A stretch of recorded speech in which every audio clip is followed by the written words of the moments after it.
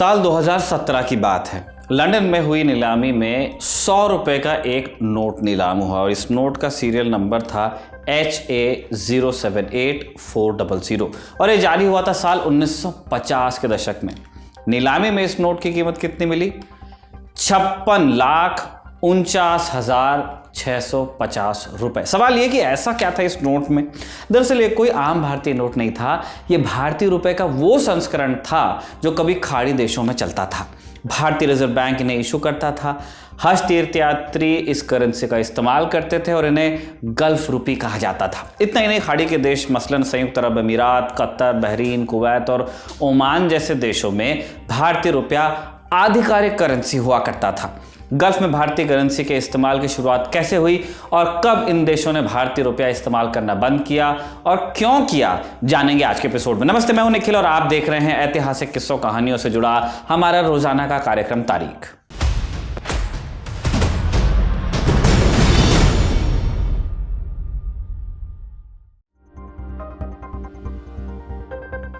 ये कहानी शुरू होती है एक जहाज से।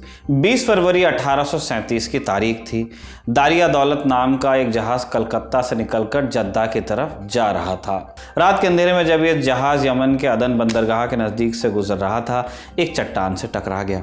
शिप आगे जाने लायक नहीं बचा, लेकिन इसमें बेशकीमती सामान भरा था। हालांकि इसमें ब्रिटिश झंडे थे ताकि उस पर कोई हाथ न डाले। तब डरते थे लोग, बड़ी नेवल पावर होता था ब्रिटेन।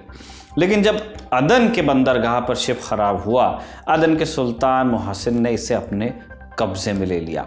अंग्रेज़ों को जब ये बात पता चली कि उनका जहाज़ किसी ने कब्जा लिया, वो आग बबूला हुए। हालांकि उन्होंने संयम से काम लेते हुए अपना एक दूत सुल्तान मोहसिन के पास भेजा ताकि बातचीत से बात सॉर्ट कर ली जाए। तय भी हुआ एक सौदा। सुल्तान मोहसिन चाहते थे कि पोर्ट पर दोनों का जॉइंट कंट्रोल रहे, लेकिन अंग्रेज़ पूरा कंट्रोल चाहते थे। 1 साल की समझाइश के बाद जब सुल्तान नहीं माने, अंग्रेज़ों ने फौज भेजकर अदन पर कब्जा किया, उसे ब्रिटिश इंडिया का हिस्सा बनाया। अदन के अलावा खाड़ी के दूसरे इलाकों मसलन बहरीन, कतर, कुवैत, ओमान पर भी अंग्रेज़ों का दबदबा रहा। इसकी वजह थे मोती। उस जमाने में खाड़ी देशों में कच्चा तेल खोजा नहीं गया था। दरअसल खाड़ी के देशों में तब मोती का व्यापार प्रमुख था। इराक में तब दुनिया के सबसे सुंदर मोती मिलते थे। इसके अलावा खाड़ी के देशों से खजूर और ऊंटों का भी व्यापार होता था। बंदरगाह यहाँ थे ही, इसीलिए अंग्रेज़ों ने खाड़ी के देशों को कब्जे में किया और मुख्यतः ट्रेडिंग के लिए इनका इस्तेमाल करने लगे, ट्रेडिंग पोस्ट्स। अब उस समय तक खाड़ी की रियासतें बहुत छोटी छोटी थी, इनकी अर्थव्यवस्था भी खास बड़ी थी नहीं, या खुद अपनी मुद्रा जारी करने के कोई मायने भी नहीं थे क्योंकि बार्टर वगैरह चलता था। लिहाजा अंग्रेज़ों ने यहाँ भारतीय रुपया चलाना शुरू किया जो वो इंडिया में चलाते थे। अब यही चलन अंग्रेज़ों के दौर में और हिंदुस्तान की आज़ादी के बाद भी जारी रहा। आज़ादी के बाद भी क्यों?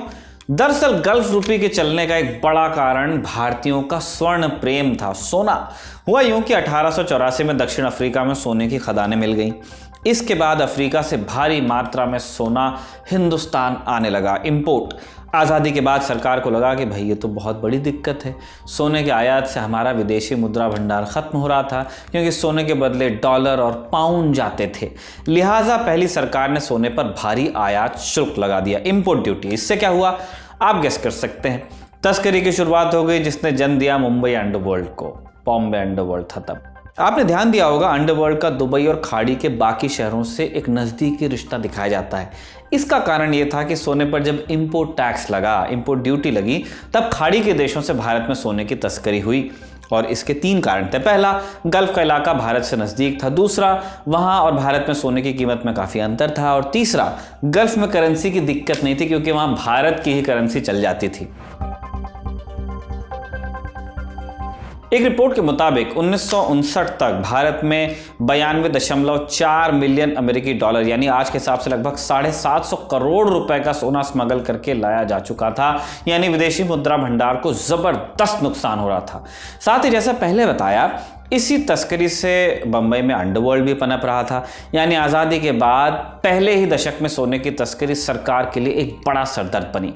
इस समस्या के हल के लिए तत्कालीन वित्त मंत्री मोरारजी देसाई और गवर्नर HVR अयंगर की लीडरशिप में एक टीम बनी जिसने खाड़ी के देशों और बैंक ऑफ इंग्लैंड के साथ राय मशविरा किया। अब ये मशविरा बैंक ऑफ इंग्लैंड के साथ भी इसलिए हुआ क्योंकि खाड़ी के कई इलाकों में 1960 के दशक तक ब्रिटेन का कब्जा रहा। सोने की तस्करी की प्रॉब्लम रोकने के लिए सभी स्टेक होल्डर्स ने फैसला लिया कि खाड़ी के देशों में स्पेशल करेंसी चलाई जाए और इसके बाद सरकार ये कानून लाई, भारतीय रिजर्व बैंक संशोधन अधिनियम 1959, जिसके तहत गल्फ कंट्रीज के लिए रिजर्व बैंक ने गल्फ रुपी जारी किया। इन्हें तब बाहरी रुपया भी कहा जाता था क्योंकि ये भारत से बाहर इस्तेमाल के लिए थे। इन नोटों की खासियत ये थी कि इन्हें भारत से जारी किया गया था, लेकिन सिर्फ गल्फ के देशों में ये मान्य थे। भारत में इन्हें लीगल टेंडर नहीं माना जाता था। अब भारत में तो यह नया रुपया लॉन्च हुआ, लेकिन खाड़ी देशों का क्या, जो पुरानी करेंसी का इस्तेमाल कर रहे थे, उनके लिए ये लगभग डिमोनेटाइजेशन जैसा था। नया नोट एकदम से बदल देने से दिक्कत आ सकती थी और एक अनुमान के अनुसार जिस समय गल्फ रुपी लॉन्च हुआ उस समय खाड़ी के देशों में 30 से 50 करोड़ रुपए के नोट प्रचलन में थे। इस दिक्कत से बचने के लिए सरकार ने फैसला किया कि इस फैसले को लागू करने के लिए 6 हफ्तों का समय दिया जाएगा, जिस दौरान लोग पुराना पैसा इस्तेमाल कर सकते थे, साथ ही पुराने पैसे को एक्सचेंज कर नया रुपया भी ले सकते थे। गल्फ रुपी का नोट भारतीय नोटों जैसा ही हुआ करता था, सिर्फ कुछ अंतर थे। मसलन नोटों के रंग अलग थे। इन्हें सिर्फ बंबई से जारी किया जाता था और इन पर इनके सीरियल में एक Z जुड़ा होता था, जिसके चलते इन्हें देखकर ही इनकी अलग पहचान बताई जा सकती थी। गल्फ रुपी आने के बाद सोने की तस्करी में कुछ लगाम जरूर लगा, लेकिन रिजर्व बैंक ने पाया कि पुराना पैसा अब भी गल्फ में इस्तेमाल होता है। दरअसल भारत से हज जाने वाले यात्रियों की बड़ी संख्या होती थी। ये लोग विनिमय के लिए भारतीय करेंसी ले जाते थे, जिनकी संख्या अपने आप में काफ़ी थी। 1959 से पहले रूल ये था कि ये पैसा वापस रिजर्व बैंक के पास भेजा जाता था और रिजर्व बैंक इसके बदले पाउंड स्टर्लिंग चुका देता था। हज यात्रियों द्वारा ले जाए गए नोटों का इस्तेमाल तस्करी में न हो, इसके लिए रिजर्व बैंक ने 2 और नोट जारी किए, जिन्हें हज नोट कहा जाता था। ये 10 और 100 रुपए के नोट थे, जिन्हें हज यात्री ले जाते थे। इन हज नोटों को मुंबई में पाउंड स्टर्लिंग में बदला जा सकता था, लेकिन भारत में इन्हें लीगल टेंडर नहीं माना जाता था। हज नोटों का रंग भी भारतीय रुपए से अलग था और इनके सीरियल नंबर HA प्रीफिक्स से शुरू होते थे, यानी सीरियल नंबर के आगे लगा होता था HA। जैसे पहले बताया, 1959 में गल्फ रुपी की शुरुआत हुई, लेकिन ये लंबे समय तक चल नहीं पाया। साल 1961 में कुवैत ने अपनी अलग करेंसी जारी कर दी, दिनार। इसके बाद बहरीन ने 1965 में बहरीन दिनार जारी किया और जल्दी खाड़ी के देश अपनी अपनी करेंसी लेकर आ गए। नई करेंसी जारी करने के कुछ कारण भी थे। पहला, खाड़ी के देशों में तेल निकलना शुरू हो गया था, जिसके कारण उनकी अर्थव्यवस्था बड़ी हो रही थी। एक दूसरा कारण भी था, जिसका संबंध इंदिरा गांधी के एक फैसले से। हमने जैसे बताया कि 1961 में कुवैत ने अपनी करेंसी शुरू की और फिर बाकी खाड़ी के देश भी अपनी करेंसी लाने लगे, लेकिन इसके बाद भी कुछ सालों तक इंडिया से जारी होने वाले गल्फ रुपी साथ साथ चलते रहे उनकी अपनी करेंसी के। साल 1966 में इंदिरा गांधी के कदम ने गल्फ रुपी को पूरी तरह से रोक दिया। जून 1966 की बात है। प्रधानमंत्री बनने के 6 महीने बाद इंदिरा गांधी 6 जून की तारीख को अचानक एक कैबिनेट मीटिंग बुलाती हैं। औचक, किसी को पता नहीं था पहले से कि मीटिंग होगी। इस बैठक में एक फैसला लिया गया कि इंडियन रुपी को डीवैल्यू किया जाएगा, यानी उसका अवमूल्यन किया जाएगा। इस फैसले के बाद रुपए की कीमत लगभग 57% गिरी। इससे पहले $1 बराबर 4.76 रुपए होता था। अवमूल्यन के तहत इसे $1 बराबर 7.5 रुपए किया गया। अब इस कदम का गल्फ रुपी पर क्या असर हुआ, उससे पहले समझते हैं कि यह कदम उठाया क्यों गया। 1965 युद्ध के बाद भारत की अर्थव्यवस्था मुश्किल में थी। ज़रूरतों को पूरा करने के लिए भारत आयात करता था। आयात के लिए डॉलर लगता था, जिसकी कमी हमारे पास खूब थी। हमारे पास डॉलर्स नहीं थे उस टाइम, विदेशी मुद्रा। 1947 के बाद इस कमी को पूरा करने के लिए हम विदेशी मदद पर निर्भर थे। अमेरिकी मदद हमको मिलती थी, लेकिन 1966 में ये मदद रोक दी गई। वर्ल्ड बैंक ने भारत के सामने शर्त रख दी कि विदेशी सहायता तभी मिलेगी जब भारत अपनी करेंसी का अवमूल्यन करे। इसके अलावा इकॉनमी को खोलने जैसी भी शर्त रखी गई। 1966 में ही अमेरिका के राष्ट्रपति लिंडन जॉनसन और इंदिरा गांधी की मुलाकात हुई, जिसमें लिंडन जॉनसन ने वादा किया कि अगर रुपया डीवैल्यू किया गया तो बदले में वो $900 मिलियन की वित्तीय मदद देंगे और फूड सप्लाई में भी मदद करेंगे। इस समय भारत के कई इलाके सूखे से ग्रस्त थे अगर वर्ल्ड बैंक वित्तीय मदद रोक देता, लाखों लोगों पर संकट आ सकता था पेट का। इसलिए 6 जून को इंदिरा गांधी ने रुपए के अवमूल्यन का निर्णय लिया।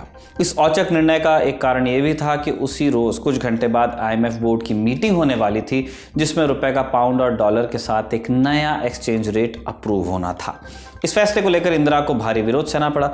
बहरहाल जानते हैं गल्फ रुपये पर इस फैसले का असर क्या हुआ। ऑब्वियसली रुपए के अवमूल्यन का असर खाड़ी देशों पर भी पड़ा, क्योंकि चाहे नोट अलग थे लेकिन गल्फ रुपये भी भारतीय रुपये ही था। अवमूल्यन गल्फ रुपए का भी हो गया। खाड़ी के देशों ने इस मामले में ब्रिटिश सरकार से बात की, वहां से भी कोई मदद नहीं मिली। अंत में फैसला किया गया कि गल्फ रुपये का इस्तेमाल कर दिया जाए बंद। इस तरह 1966 के आखिर तक खाड़ी के तमाम देशों में भारतीय रुपया बंद हो गया। भारतीय रुपए के साथ साथ हज रुपए भी बंद हुए। इनकी जगह दिनार या सऊदी रियाल ने ली। इसके बाद ये नोट सिर्फ पुराने नोट इकट्ठा करने के शौकीन लोगों के काम के रह गए, जिन्हें आज भी यदा कदा नीलामी में देखा जा सकता है। बहरहाल इसी के साथ तारीख का ये एपिसोड भी कंक्लूड होता है। इसे कमल ने लिखा और जतिन ने रिकॉर्ड किया। आप देखते रहिए दी लल्लन टॉप।